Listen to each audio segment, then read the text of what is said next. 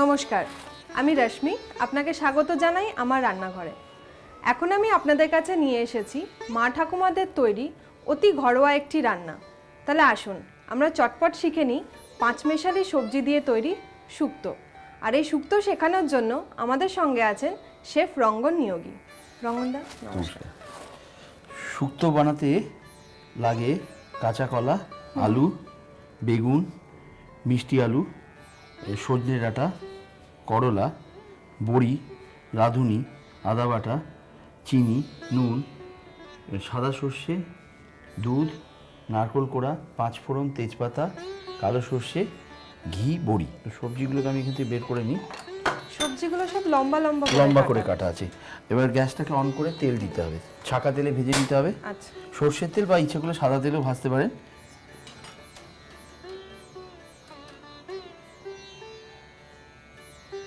তেলটা গরম হয়ে গেছে, আর আলুগুলো ছেড়ে দেবো আস্তে আস্তে।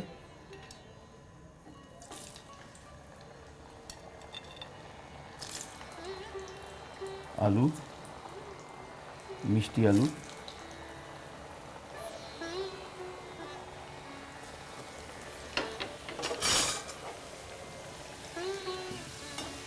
আর সবজিগুলো মোটামুটি 3/4 সেদ্ধ হয়ে গেছে। বাকিটা গ্রেভিতে ফুটিয়ে দিলে হয়ে যাবে। আচ্ছা, আলু আর রাঙালু আওয়াজ হলো মানেই সেদ্ধ হয়ে গেছে। এবার আমি দেবো হচ্ছে কাঁচকলাটা, সঙ্গে বেগুনটা। কাঁচকলাটা হয়ে গেছে, বেগুনটা একটু টাইম লাগবে।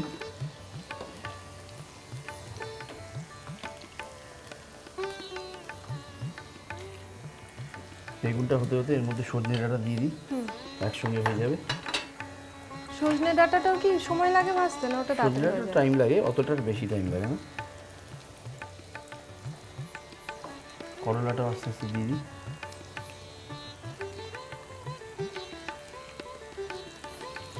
এগুলো আরেকটু ভাজা হবে, আর একটু হবে। সজনে ডাঁটাটা হয়ে গেছে।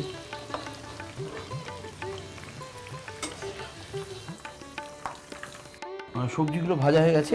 এবার তেলটা একটু গরম করে বড়িটা ভাজতে হবে। বড়ি ছেড়ে দিই। বড়িটা লাল করে ভাজতে হবে।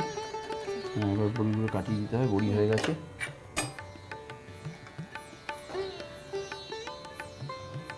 একটু পাশিয়ে রেখে দিই।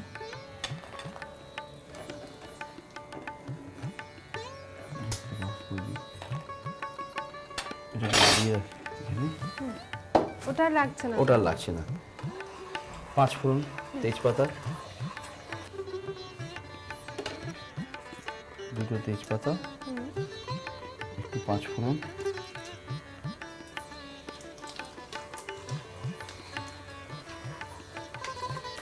একটু আদা দেবো, আর একটু আদার উপরে একটু হবে দেবো। তো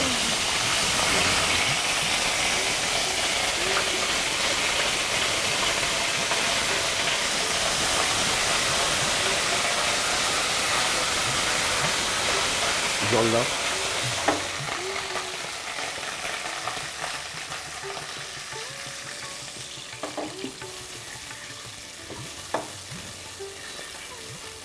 এবার এর মধ্যে একটু রাঁধুনি দিয়ে দেবো। রাঁধুনি খুব সুন্দর গন্ধ বেরোচ্ছে। এবার আমি 2 রকম সর্ষে দিয়ে দেবো।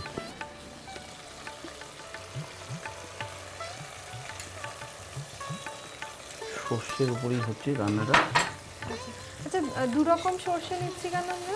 কালো সর্ষেটা ঝাঁঝের জন্যে, সাদা সর্ষেটা বা হলুদ সর্ষেটা টেস্টের জন্যে। আচ্ছা,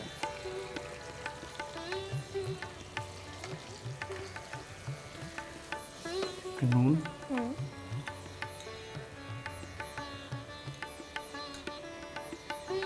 এবার একটু চিনি দিয়ে দেবো।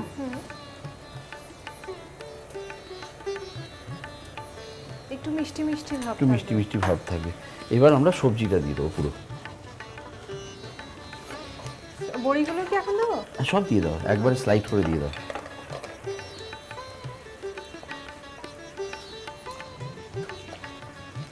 ঢাকা দিতে হবে? একটু ঢাকা দিয়ে 2 মিনিট রাখবো।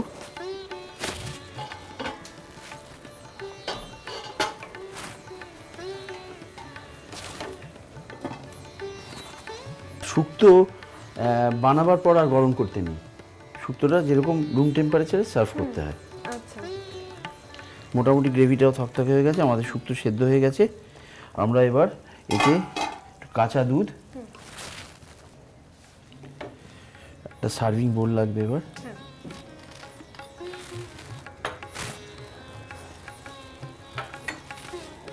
শুক্তো রেডি।